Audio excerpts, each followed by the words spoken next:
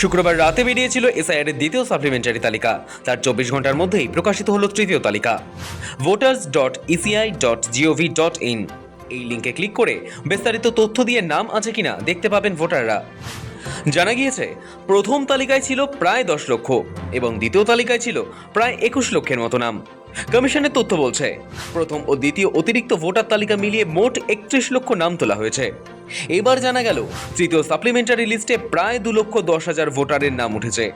দ্বিতীয় তালিকা থেকে প্রায় 45% মানুষের নাম ডিলিট করা হয়েছে, অর্থাৎ দ্বিতীয় সাপ্লিমেন্টারি তালিকা প্রকাশের শেষে আরও প্রায় 14 লক্ষ নাম বাদ গিয়েছে।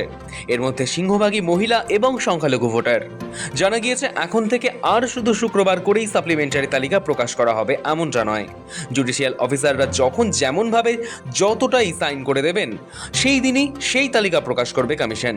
সেক্ষেত্রে প্রতিদিনও তালিকা বেরোতে পারে, আবার একদিন বা দুদিন অন্তরও প্রকাশ করা হতে পারে। নাম বাদ গেলে কি করণীয়? যাদের নাম তালিকা থেকে বাদ গিয়েছে তাদের আতঙ্কিত না হওয়ার পরামর্শ দিয়েছে কমিশন। প্রতিকারের জন্য 23টি জেলার জন্য মোট 19টি ট্রাইব্যুনাল গঠন করা হয়েছে। প্রতিটি ট্রাইব্যুনালের মাথায় থাকছেন একজন করে অবসরপ্রাপ্ত বিচারপতি। আবেদন পদ্ধতি অনলাইন ও অফলাইন দু মাধ্যমেই আবেদন করা যাবে। অফলাইনের ক্ষেত্রে জেলাশাসক, অতিরিক্ত জেলাশাসক বা মহকুমা শাসকের দপ্তরে আবেদন করা যাবে। অনলাইনের ক্ষেত্রে ইসিআই নেট অ্যাপ বা নির্দিষ্ট ওয়েবসাইট থেকে যথাযোগ্য নথিপত্র দিয়ে আপিল করা সম্ভব। রাজ্য সরকার ইতিমধ্যে ট্রাইব্যুনাল অফিসের পরিকাঠামোর ব্যবস্থা করছে। এই ব্যবস্থাপনার বিস্তারিত রিপোর্ট জমা পড়বে হাইকোর্টে।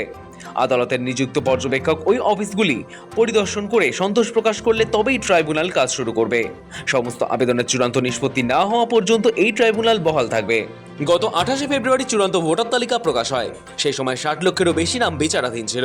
এরপর তাদের নামে নিষ্পত্তি করে দফায় দফায় অতিরিক্ত ভোটার তালিকা প্রকাশ করা হবে বলে জানিয়েছিল কমিশন। গত 24শে মার্চ প্রথম তালিকা প্রকাশ পায়। এরপর 27শে মার্চ ও 28শে মার্চ দ্বিতীয় এবং তৃতীয় তালিকা প্রকাশ পায়। আগামী 23 এবং 29শে এপ্রিল রাজ্যে দুদফায় বিধানসভা নির্বাচন হবে। তার আগে সব নামে নিষ্পত্তি হবে কিনা তা নিয়ে ধোঁয়াশা রয়ে গিয়েছে। ফলে বহু মানুষের ভোটাধিকার প্রয়োগ নিয়েও অনিশ্চয়তা রয়েছে। তবে কমিশন বলছে, ভোটের একদিন আগে নাম ভোটার তালিকায় জুড়লেও সংশ্লিষ্ট ব্যক্তি ভোট দিতে পারবেন। শফিক চ্যানেলের রিপোর্ট, সময়, কলকাতা।